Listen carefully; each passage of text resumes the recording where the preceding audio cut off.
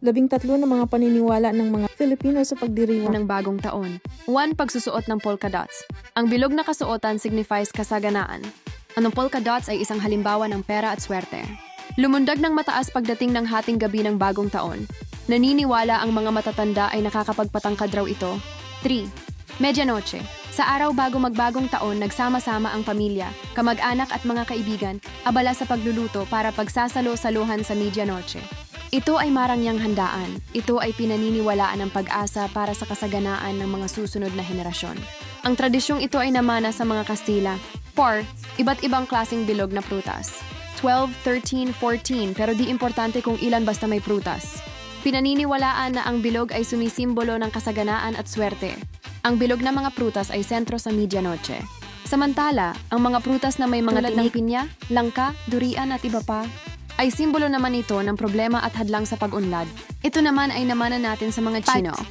Kumain ng kaning malagkit para sa malakas na pagkakabuklod ng pamilya. Ang mga Filipino ay kilala na family-oriented. Ang pagkain sa mga malalagkit na tulad ng bibingka, biko at tikoy ay nagpapalakas ng pagkakabuklod ng pamilya. Pinaniniwalaan din na ito ay magdadala ng magandang swerte. Kumain ng pansit para sa mahabang buhay at swerte. Ito ay impluensya ng mga Chino. Pinaniniwalaan na ang pagkain ng mahabang pansit ay magbibigay ng swerte at malusog na pangangatawan at mahabang buhay. 7. Huwag maghanda ng karneng manok at isda.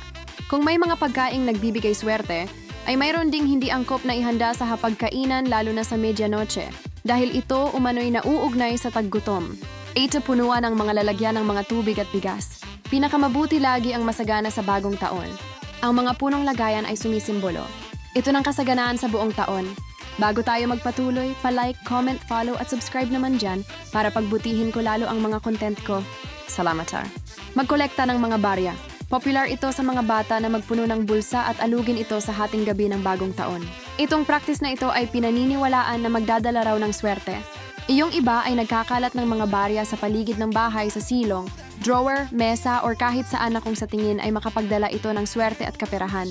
10. Buksan ang mga pintuan, bintana at mga ilaw upang makapasok ang swerte at positibong enerhiya. 11. Mag-ingay para itaboy ang mga masasamang espiritu at itaboy ang masamang enerhiya. Impluensya ito ng mga Chino. Halimbawa ay ang fireworks, firecrackers at ang iba ay busina ng mga sasakyan, torotot o di kaya mga takip ng kaldero, kaserola at mga lata na pinapatunog. 12. Kailangang bayaran ang mga utang. Pinaniniwalaan na kung ano ang katayuang pinansyal sa pagsapit ng hating gabi ng bagong taon ay magiging ganoon din sa buong taon. 13. Ang paglalagay ng pera sa bulsa o sa pitaka ng bagong pera or maraming pera para mag-attract ng kasaganaan sa buong taon. 13. Huwag gumastos sa Enero 1. Pinaniniwalaan na ang hindi paggasto sa Enero 1 ay nagreresulta sa magandang pamamahalang pinansyal. Ikaw may idadagdag ka pa ba? Mag-comment po kayo riyan sa comment section. Thanks for watching. Follow and subscribe.